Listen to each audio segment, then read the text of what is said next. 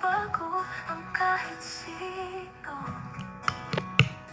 Wala na yatang taong makabayan, sa kampanya na lang sila nagpapakinggan.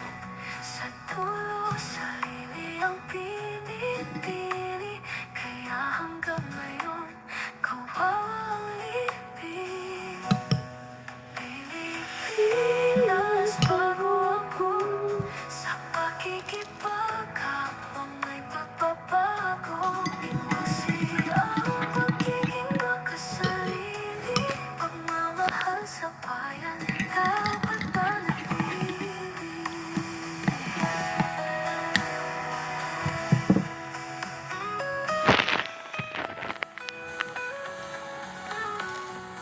Sana'y tayo na laging umaasa, panahon na parang tumindig sa sariling paa.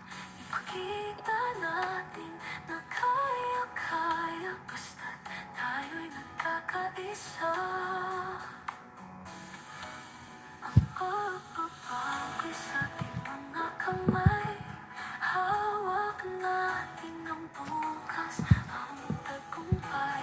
Kung magtutulungan at di mag-iiwanan, ang bayan natin ay muling maging Pilipinas,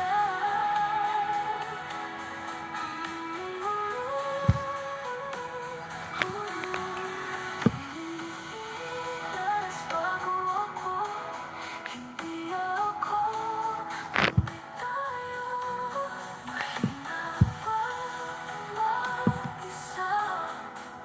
Tara na at magsama-sama, di na uso ang kanya-kanya.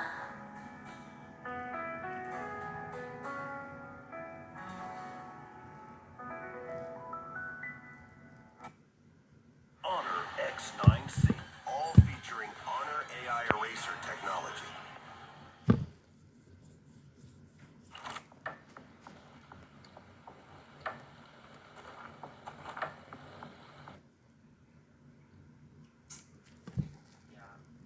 Alright, yan. Magandang araw mga kabatas natin.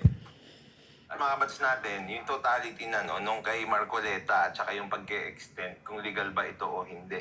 Okay? Siyempre, ang gagawin ko, ibabangga ko ito mga kabatas natin because this is in nature a penalty. Okay? Ibabangga natin ito doon sa katulad ng mga ibang ahensya din, especially the courts na nagbibigay din ng penalty. Okay? Sana mahirap makasama. Ni VP Sara, di ba yung presidente? The power to appoint has the power to dismiss. O di wala na, mali na naman yung sinight yun na specific. Pero syempre dahil ginagawa nilang generic yan, mag-iisip na naman sila kasi isa lang daw ay isang halimbawa, marami pa yan. Di ba joke? Halimbawa lang kasi yan eh. Legislative in and frustrating Congress exercise of its power of legislative inquiry.